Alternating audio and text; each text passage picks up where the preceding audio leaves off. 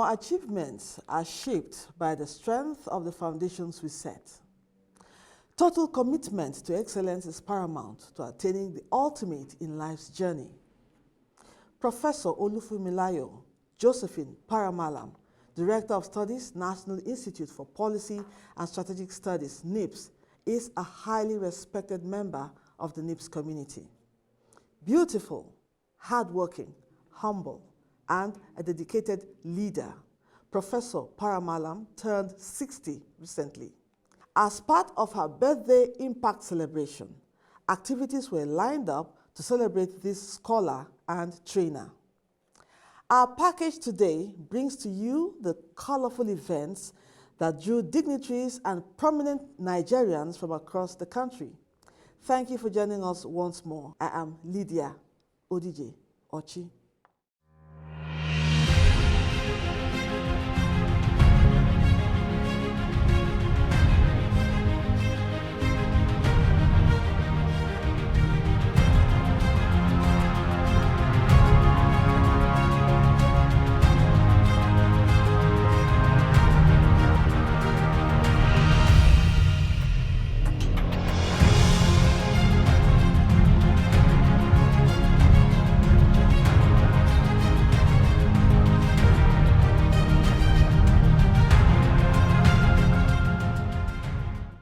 The National Institute for Policy and Strategic Studies NIPSS Kuru held its first inaugural lecture at the Studies Auditorium of the Institutes.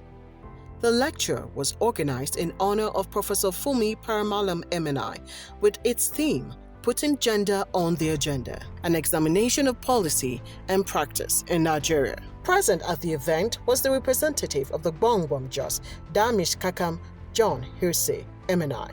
The representative of the GOC, Operation Safe Haven, Plateau State Command, Brigadier General Solomon Giwa, representative of the ANI President, Dr. Favor Uwanyi MNI, Director General of the National Institute, Professor Ayo Omotayo, Secretary and Director of Administration, Brigadier General CFJ Udaya Retired MNI, Director of Studies, Professor Fumi Paramalam MNI, Directing Staff, members of faculty, participants, dignitaries, and other prominent Nigerians. While giving his remark, the DG said after 45 years of existence, the National Institute is having its first inaugural lecture. He further appreciated the inaugural lecturer for gathering people in a formal setting to do justice to the topic in an understanding manner by explaining the role of gender and its implications on national development. So we're expecting Professor Paramalam to do justice to the topic of our inaugural lecture, something she has been doing for the past 30 years. Do I understand gender? Do I not understand gender? What is the effect of gender in our society? Have we always been gender compliant? Have there been ways and means by which we do not understand the role of gender in society? We will listen to Professor Paramalam today and we will know exactly where gender stands in the development of Nigeria. Speaking on behalf of the Gbongbom Jos, Da John Hirse appreciated Professor Paramalam MNI for giving proper recognition to custodians of culture at the event. He further stated that culture may have had its guilt by putting men before women and called for the implementation of transformational policies that will work for the involvement of women national activities without being biased. It's a traditional belief and custom that they dictate the involvement of women in decision-making processes and not their alleged blessing as women. A citation about the life, experience, and achievements of Professor Paramalam MNI was delivered by Brigadier General CFJ Udaya, retired MNI. Oluwafumilayo Paramalam MNI is the Director of Studies and the first female member of management. She holds a PhD. She holds a PhD in Development Studies from the University of Leeds, United Kingdom in 2006, and is a professor of gender and development, as well as a development consultant and gender justice activist. She was employed into the service of the National Institute in March 1989. Paramalam is the chairperson of the African Women's Leadership Network, Nigerian chapter, and member of the Presidential High-Level Advisory Committee on Women's Economic Empowerment and Gender in Nigeria. She is also the National Coordinator of the Christian Women for Excellence and Empowerment in Nigerian Societies. This is a women's network focused on women empowerment, tackling gender-based violence, girl-child mentoring, and female leadership development. She was born on 9 December 1963 in London, United Kingdom, to late Chief Joseph Ayodele Faweyini, the Lushen of Ondo Kingdom, so she's a princess. And Pauline Temidola Faweyini, also of Ondo State. Mommy, she's here. You're welcome. She attended John Steiner Primary School from 1967 to 1974 in London, United Kingdom, and finished at Sacred Heart Private School, Ibadan in 1975. In 1980, she graduated with a Grade 1 distinction from St. Teresa's College, Ibadan. She obtained a diploma de civilisation française from Université de Grenoble, France in 1982. For me, it is a wonderful lecture, and I pray that not just the government, but even in families, that everybody will be given the opportunity to realize their full potential. Fumilayo Josephine has always been a good girl, a good woman, and one of the best child you can ever have. Anything gender is her passion, and she does it selflessly. So I'm elated that she's being honored this way, and this is a dream that she's had and is coming to pass. Chana Ejoga, reporting for NIPSS Policy TV.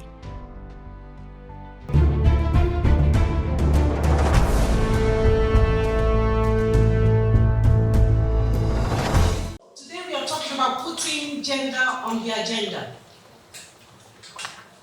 Why do we need to put gender on the agenda? Is gender not already on the agenda? After all, society is made up of men and women, boys and girls. Today I would like to reflect on over 20 years, about 26 years to be precise, of reading, writing, investigating issues that deal with gender. The aim today, concisely and precisely, is mainly to provide an evidence-based argument, not an emotive argument, an evidence-based argument for the mainstreaming of gender perspectives and concerns and considerations into all of Nigeria's policy processes, frameworks, and outcomes as a critical pathway to national development. The end state is national development. It is not just gender for its own sake. So what do I bring to the table? I bring years in terms of scope and methodological premise, looking at gender-related discourse, considering and carrying out my own empirical studies on issues, particularly policy issue areas conducted during my doctoral and postdoctoral research. And we note that policy, when we talk about policy, policy is an official statement of intent, backed by strategies to achieve a precise end state. The evidence suggests, from desk reviews, from practice-based investigations on the field, from consultancies on projects and evaluation of programs, the evidence suggests that gender is not yet on the agenda in Nigeria. I have brought to this lecture a wide berth of sectoral or thematic issues of coverage that cover education, peace and security, health, female labor participation, in the informal economy and agriculture, politics and democratic governance. So whichever field you are looking at, across the wide breadth of disciplines and even development practice, you find out that there is a major gap in gender-related discourse and policy practice. And I hope to bring some of that to the table this afternoon. The study time frame, obviously I've said, beginning in 2001 when I wrote my first article on women in democracy, spanning to this year when we have launched 2 books, one edited by the representative of the VC, Professor Irene Agunloye, whom I served with in the Center for Gender and Women Studies on Women and Gender Studies in Nigeria, and another that I co-authored with Professor Okome, Ojubalo Okome, the staff team here in the National Institute, the directing staff, we are missing her, but I'm sure she's somewhere in cyberspace, keyed into this. And we authored a gender and development reader for universities and colleges. The justification for looking at gender in the context of Nigeria's policy framework stems from the fact, and for choosing this time frame, stems from the fact that from 2001, the federal government of Nigeria articulated a policy called the National Policy of Women, followed in 2006 by the National Gender Policy, which was reviewed in 2021 to cover for 2021 to 2025. What about the geographic coverage? I have conducted gender and development studies across the length and breadth of Nigeria in every single geopolitical zone. And so findings that I bring today in terms of the scope and methodological premise are from that wide berth of Nigerian realities. In terms of research strategy, I've engaged in both qualitative and quantitative research, and also combined methods. In terms of data collection methods, the findings from this lecture cover desk reviews, structured and semi-structured interviews, key informant interviews, and surveys. Sample, I have talked to women from all walks of life, market women, high-level political women, public servants. I've talked to every type of woman you could possibly think of. Religious women, non-religious women, women in urban areas. I've traveled to rural areas. I've sat down on the grass with women, asking about issues that pertain to gender and development. And the men have not been left out. I remember one particular village I went to in Kaduna State, my husband's state. So I'm not just from Ondo State, I'm also from Kaduna State. So, and I entered this village, and I met a religious leader who asked me in Hausa, "What have you come to do?" And I said, "I've come to do an investigation about the gender and development status of women in this village." And without blinking an eyelid, he said, "Wallahi, una chemata anangiri." And I was shocked, and I noted that as part of my field notes. For those of you that don't speak Hausa, he said, "Honestly, we are cheating women in this village." So in my mind, I was like, so you people know that we are cheating women. Anyway, that's for another story. Background and situation analysis. What is the background to an argumentation around gender and development and putting it on the agenda? First and foremost, all reality is mediated by gender. Everything we think and say and do is gendered, whether it is love or conflict or life experiences are mediated by the fact that we are either men or women. We engage in politics as male and female. We engage in various professions as male and female.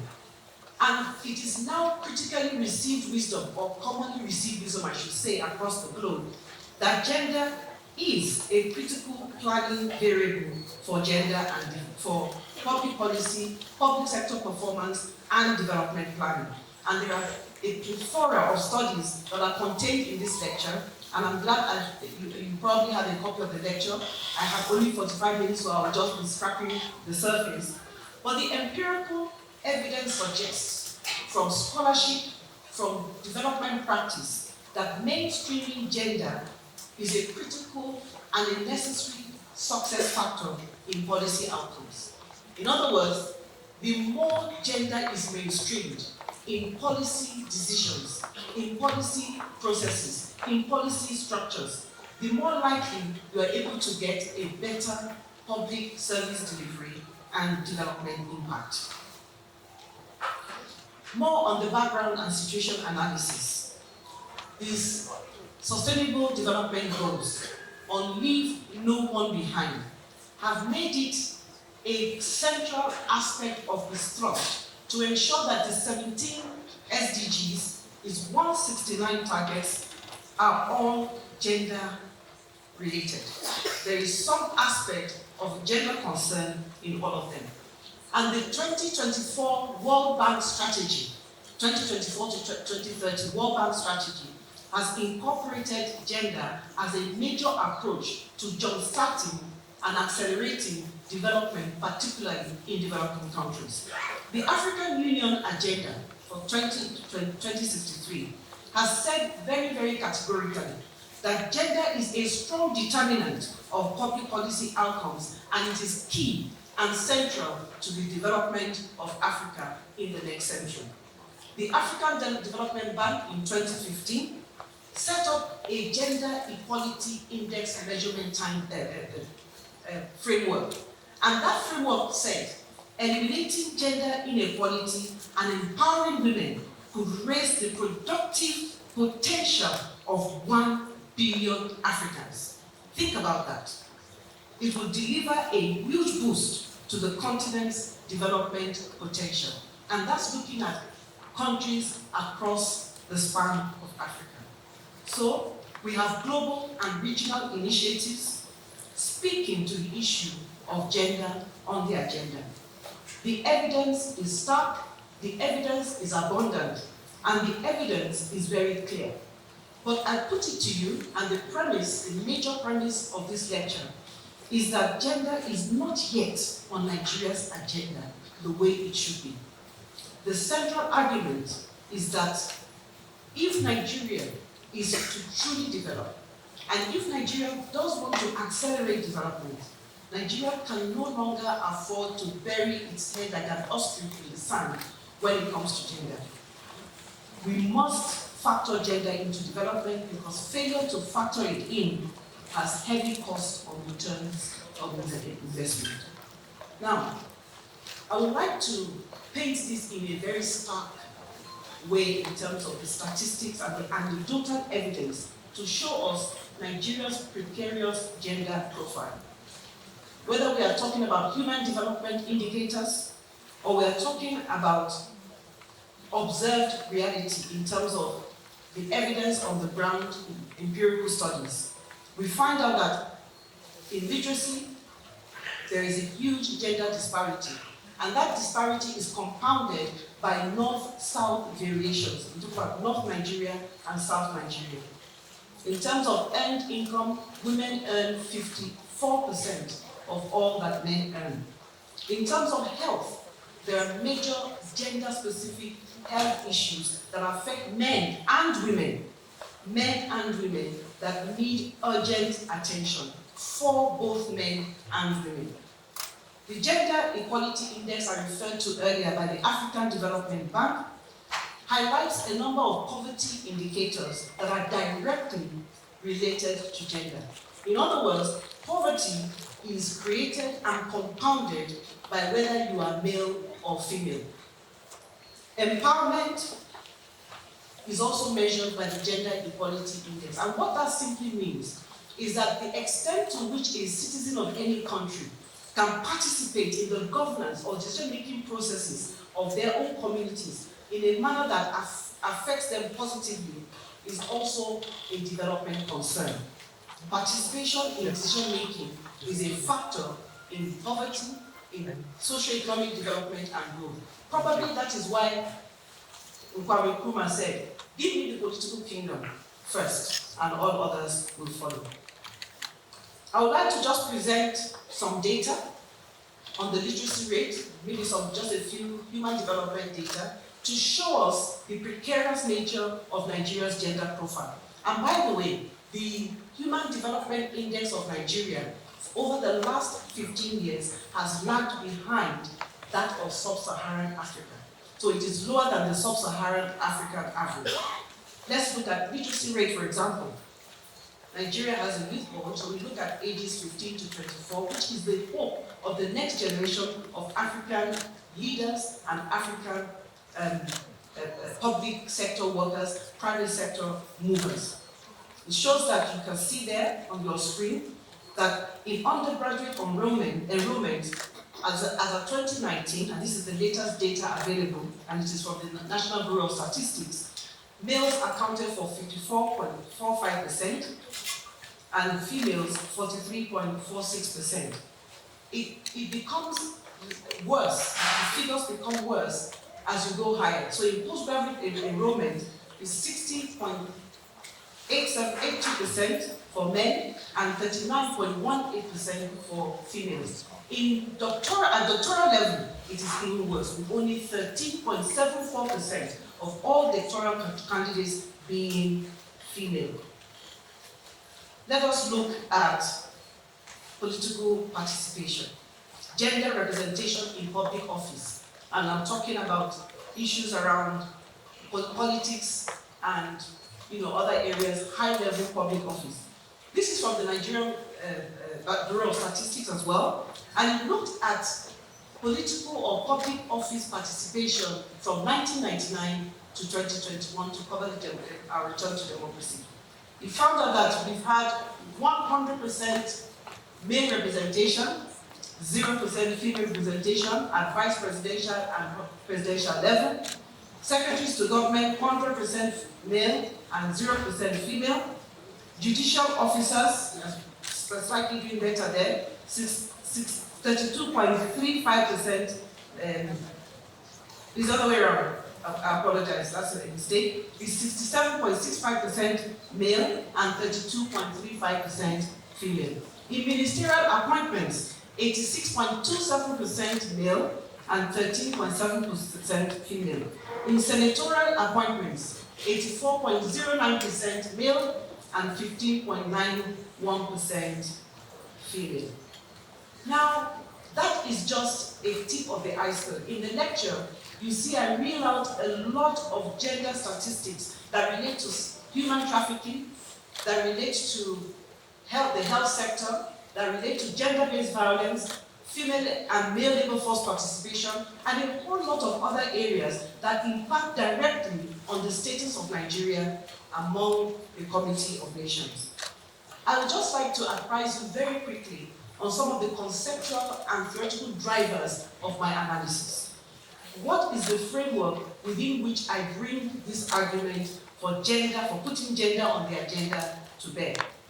A variety of frameworks over the years have excited my scholarly interest and investigation. The first is obviously a gender and development analytical framework. And this particular framework simply demonstrates clearly how there is an inextricable link, an overt link, sometimes a covert link, between gender issues and development outcomes. Then there's the human rights-based approach, and I explain all of these, what they are in the lecture, but because I have only 45 minutes, I will not be able to go into depth. But a human rights-based approach simply says that development or gender equality in development is not a handout. It's not an issue of, oh, let's just help the women. It is a human rights-based issue. Every human being has a fundamental right to human development and to ensure that they have access to all the social benefits, resources, and gains of society. And then there's the human capital development theory. This is an economistic theory that looks at investments, countries that invest in health and education.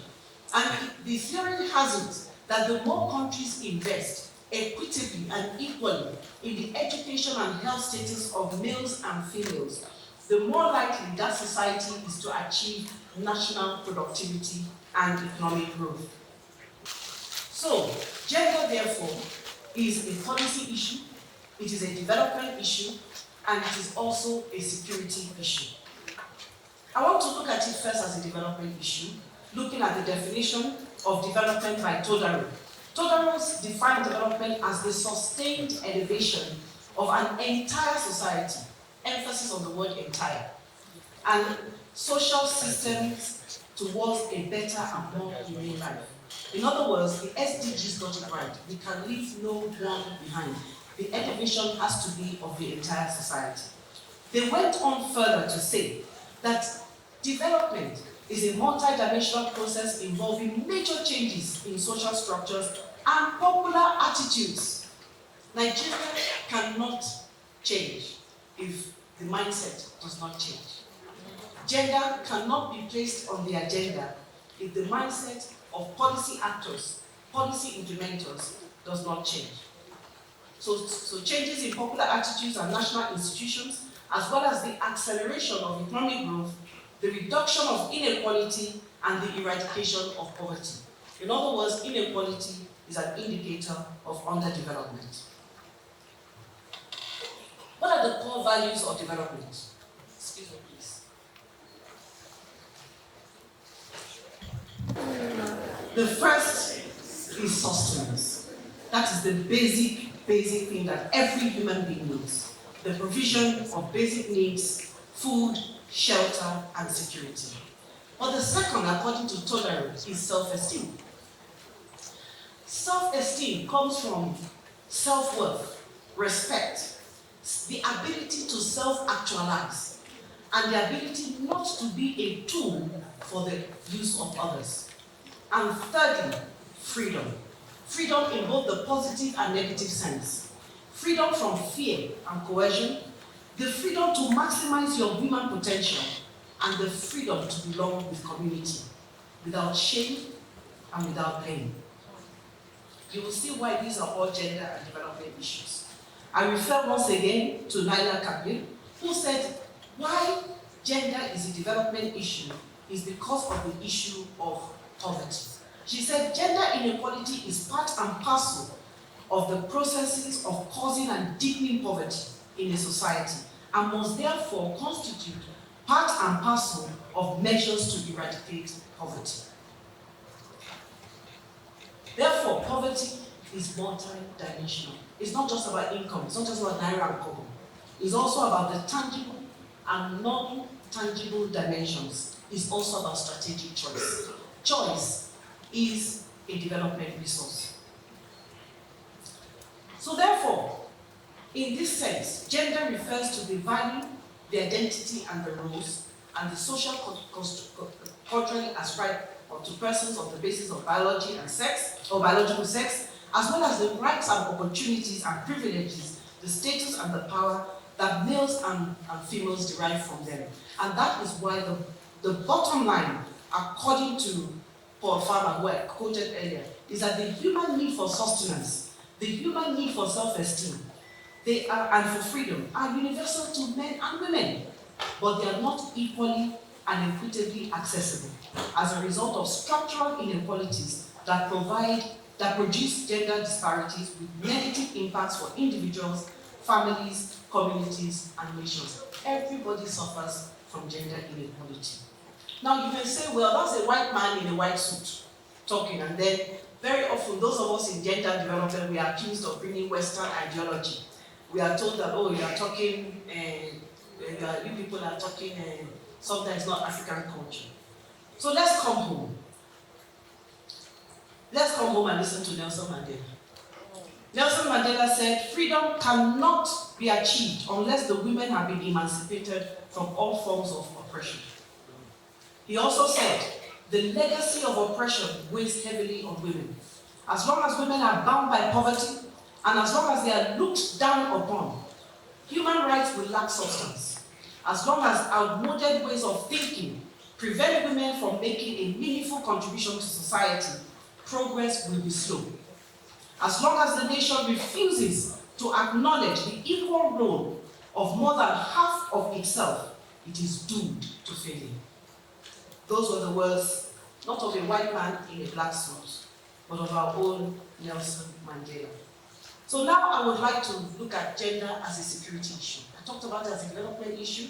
Now, how is it a security issue? The 2023 Global Slavery Index, it reported on human trafficking, and it found out that the 1.6 million persons have been identified as slaves all over the world, and 80% of them happen to be female. I don't know how many of you have watched the CNN Slavery Freedom Project, and you will see that this is vividly portrayed. What about internally displaced persons? The UNHCR, that's the United Nations Humanitarian Commission on Refugees, has said that 54.9% of the 2.2 million IDPs in Northeast Nigeria are women and girls as at 2021. And then the issue of boy-child soldiers. We have the phenomenon of the missing boy child in the Northeast. Again, I said that gender is about male and female. And we have in the Northeast a situation where many boy children have been co-opted by Boko Haram, by ISWAP, and have lost education, have lost human capacity development opportunities in that area. And there are other issues I dare say around the country where the boy child has also been negatively impacted by issues that have to do with gender and security. In fact, in one research I did with Kefri Bumlong in 2012, we were looking at the effect of the security sector in the intervention in the just crisis. And we found in that research that when attackers go into a village, they are likely to rape and maim the women, make them domestic slaves or whatever, but they are likely to eliminate the men. So we found that if you check the depopulation of males in Nigeria over the course of, maybe I would say the last 20 years, it has been systematic and severe, particularly in certain populations. What about health? Health security is also an issue, and Nigeria has the highest rate of VVF in the world. 78% of girls in northern Nigeria are married before 18 years, compared with 44% of the national average. Nigeria has the highest child marriage globally. In the northeast and the northwest geopolitical zones, 48% of girls were married by 15, at 57% for the northwest and 68%. So 57% for the northeast and 68% for the northwest. This is a very serious statistic. Now let's look at the policy framework for addressing this precarious gender situation. The issue here for me, the central issue, is that Nigeria is yet to move from policy articulation to policy action. We have a plethora of policy frameworks that speak about addressing gender inequality. Like I said at the beginning, we have the National Gender Policy. We started having a policy on gender since 2001. And one of the core features of that policy in 2001 was that we should have 35% affirmative action for women as an official statement of intent of the Nigerian state. Well, we are coming to that. Also, we have legal frameworks. We have the Child Rights Act of 2003. We have the Violence Against Persons Prohibition Act of 2015. And we have institutional frameworks in the form of various gender machineries, including the Federal and State Ministries of Women Affairs. But anchored on all of this is anchored on the Nigerian Constitution. And here I would like to quote our own Director of Research, Pam Sharp, who said in a book that we are launching this afternoon, so please I would like you to try as much as possible to get a copy of that book. It's on gender and development. And Professor Pam Sharp in that book said, the federal character principle was designed by the Nigerian state to address inequalities in the country, but only on the basis of geography. But it did not address all inequalities. The federal character principle is gender blind because it did not recognize gender inequalities in the recruitment, distribution, and allocation of resources. In other words, the federal character lacks gender character. Yes, indeed. His Royal Highness spoke earlier about gaps, gender gaps. There are gender gaps in policy prescription and policy practice. Those gender gaps, for example, in the Constitution, they reflect ambiguities in our Constitution, contradictions and loopholes, and there's an abundance of research that talks about those constitutional gaps and loopholes. We also have a tripartite legal system in Nigeria consisting of common law, customary law, and Sharia law. And these are at variance with one another, causing grievous human rights violations and denying access to justice to citizens. Then there's the issue of the policy context distortions. Professor Dede Olowo and others were able to see that in Nigeria's policy environment, what prevails is the vested interest of elite. And you know, we often talk about the bourgeois, the elite bourgeois, we say the political elite. We talk about the educated elite. We talk about the business elite. But we often forget the male elite. The male elite are the ones who, over the last 11 years, were the ones who rejected all the bills, 11 bills in all, that women submitted to the National Assembly for women empowerment and gender equality. So, the policy context is also distorted by hegemonic power relationships and leadership models. I would like to also quote here our own C.J. Dakas, who also has a chapter in that book that I just mentioned, and he makes the critical point that without strategic litigation to induce major constitutional amendments, the citizenship rights of women will continue to be truncated as a result of such legal loopholes and discrepancies. He therefore calls for strategic litigation in matters related to spousal discipline. You know that there are some, the Northern Penal Code permits a man to discipline his wife as long as she doesn't spend more than 21 days in hospital. The nationality of foreign spouse, and other custodial matters, among others. There are other gaps in policy and practice that have to do with the level of policy uptake. For example, there is low policy and public sector performance and weak law enforcement.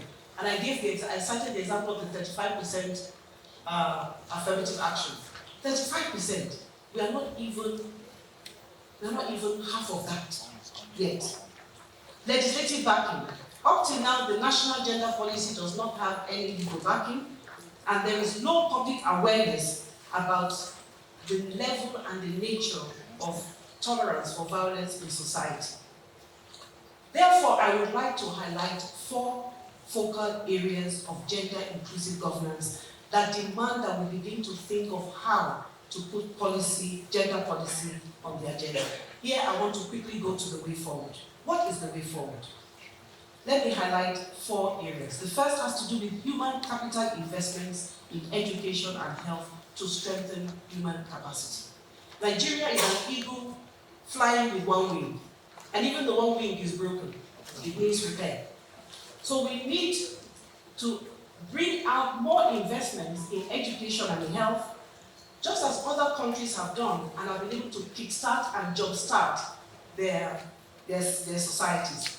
Some of us just returned from China on the senior executive course, and we saw vividly how investments in human capital and other areas are making China to be at the forefront of technological and scientific innovation. Gender, peace, and security is another area, but we need to look at security not just in terms of whether you travel and a bandit kidnaps you, or whether in terms of whether you were attacked in your village. But what about the kind of violence when you come back from home or from work and you are beaten by your spouse? And by the way, it's not only women that are beaten by their spouses. Some men also are beaten by their spouses. Women are back in this area. The third issue is political representation and inclusive and participatory governance. We must have more women at the table, because when they are not at the decision-making table, they certainly end up on the menu.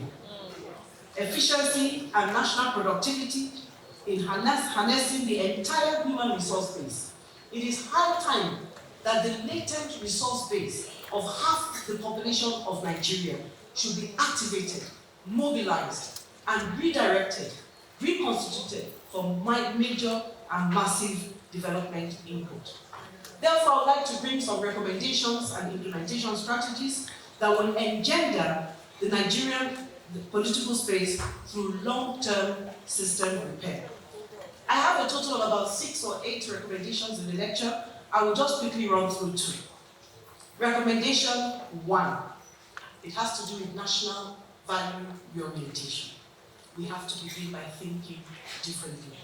Federal and state governments should institute gender-inclusive communication platforms for the interrogation and eventual elimination of harmful and retrogressive gender ideologies, narratives, and practices. Implementation strategies. Implementation strategy 1. The National Orientation Agency to deploy a 5-year strategic plan for public enlightenment and education, especially involving men and boys in sexual and reproductive health education. Implementation strategy 2. Federal and state ministries of education to review teacher training and educational curricula at all levels, beginning at the grassroots level, basic level, informal and informal settings. Recommendation 2. We need comprehensive criminal justice and security sector reform to ensure that the average citizen is able to be safe, because the primary responsibility of government is the provision of citizen welfare and well-being.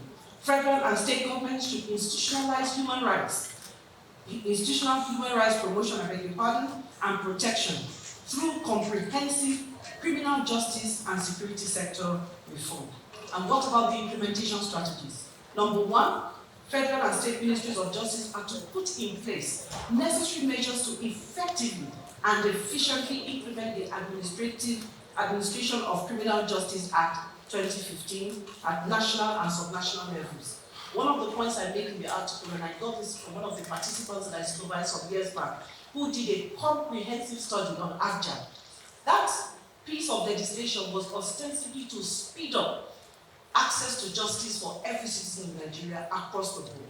But we found out that it has just been there articulated without really being activated, and that is one area that will help to give greater access to gender justice. Implementation strategy 2.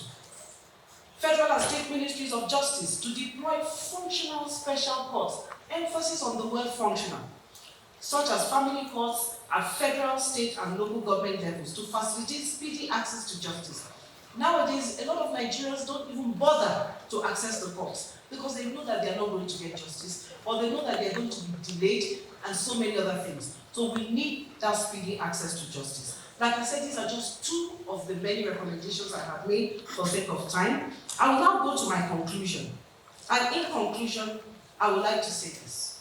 What I'm advocating this afternoon is for an integrated approach to public policy and development planning, which is not the sole purview of state actors, but includes changes in popular attitudes for all of us, as well as behavioral changes at individual, organizational, and community levels. In other words, a whole of society approach. It is collective, compelling, and compulsory if Nigeria is to be a globally competitive country, harnessing its capabilities of its human resource base for this century and the next. This calls for a serious and a critical rethink of worn-out traditions and unscientific notions about sex, gender, and human competence. Finally, it is about empowering each other. I would like to give the final word on this lecture, not to a scholar, but to a woman I admire so much, Michelle Obama, who said, "Let us be very clear. Strong men, men who are truly role models, don't need to put down women to make themselves feel powerful. People who are truly strong lift others up. People who are truly powerful bring others together." You know, when I read that, I thought about my husband, and I'm glad he said this. Thank you very much.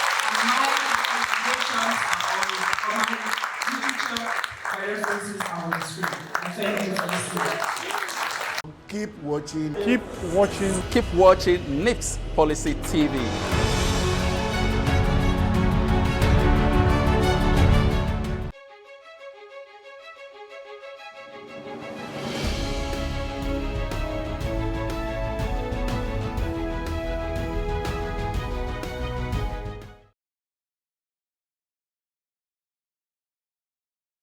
As a participant in NIPSS, I'm sure you can see the smile on my face.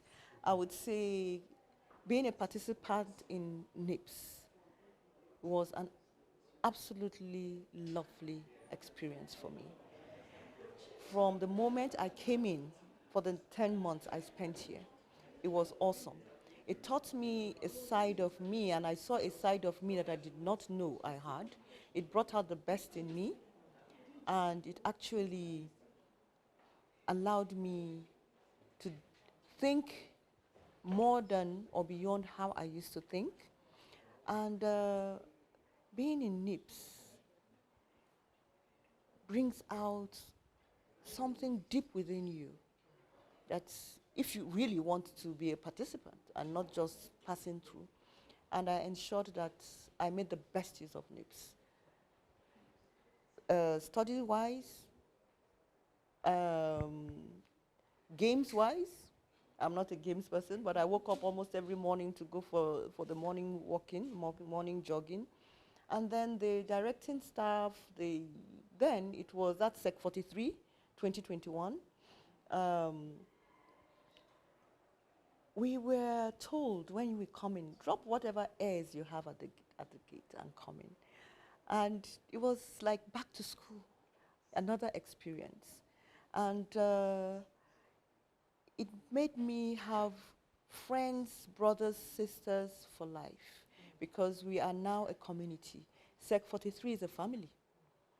There's nowhere I go to now as long as it is Sec 43 and the wider Annie, but for Sec 43, I want to say we're a blessing to each other, because we found in each other and in one another friends and sisters, and we call ourselves sisters for life, brothers for life, and our DSs were good. I was in study group 1. Rear Admiral Jayola, AVM Uchenwagu, MNI. Oh, Rear Admiral Jayola, MNI. That was my study group, and I was vice chair of study group 1 for the entire 10 months. And I would just say interesting, impactful, insightful, and absolutely amazing time of my life.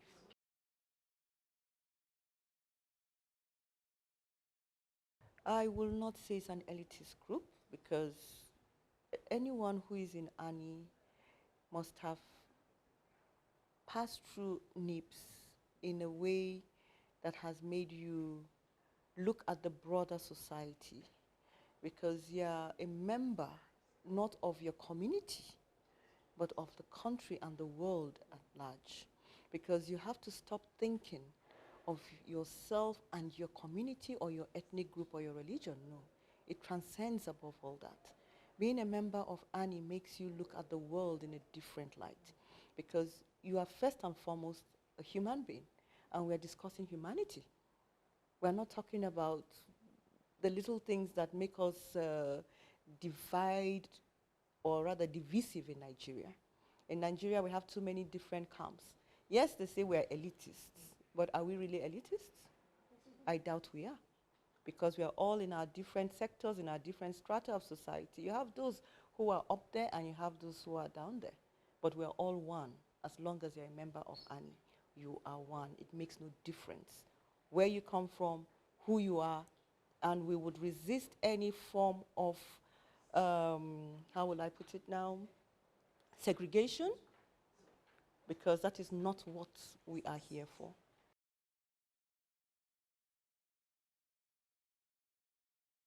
I would advise NIPSS that you should actually,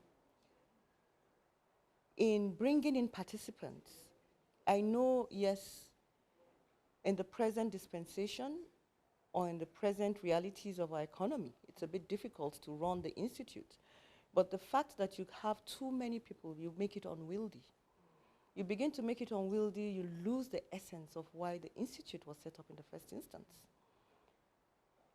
And you need to actually sit down and look within the institute. We are here as the highest policy-making body in the country. So the policies that you churn out must be what the federal government or even the state government should be able to come and say, oh, NIPSS, this theme that you brought out, what were the recommendations? Let us bring some of the recommendations out and apply them. In all honesty, in those days, the federal government did that. Federal road safety was out of, a sex, what is it called again? Strategy paper, but then for NIPSS has tried over the years. NIPSS has really tried, and I give kudos to the past DGs and the present DG. The present DG is bending all the way back to ensure that things are done the right way and to ensure that NIPSS survives. And if the government does not give him an adequate budget, how does he in turn give to government what is expected of it? But he has gone out of his way to ensure that he does what he can. And I know personally, because I have a relationship with the Institute, because after I left NIPSS, I realized that a better part of me, even though it was 1 year, but the best part of me came out from NIPSS.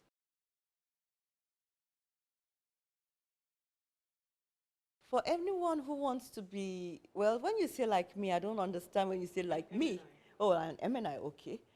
Well, an MNI for us, I am from the civil service. I grew up through the civil service, and it is as a result of my being a director in the Federal Civil Service that I was nominated to NIPSS.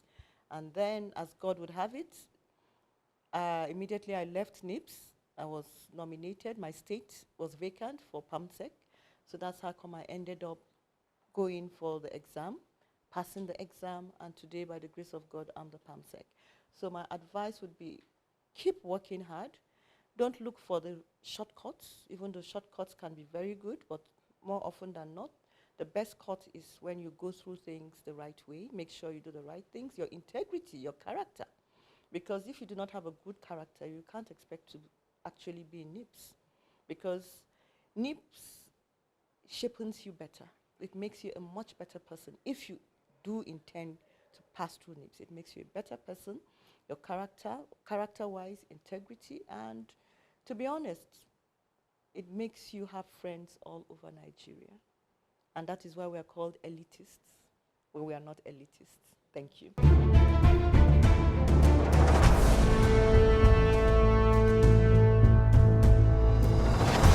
It's new, it's fresh, it's all about policies and strategies. Watch out for NIPSS Policy TV programs on NTA News 24. Tune in on Mondays, Tuesdays, Fridays, and Saturdays, 11 a.m. to 12 p.m. on DSTV Channel 419, GoTV Channel 26, Star Times Channels 101 and 433, and Free TV Channel 703. Miss this and miss out on policies that will affect you and our country. Join us.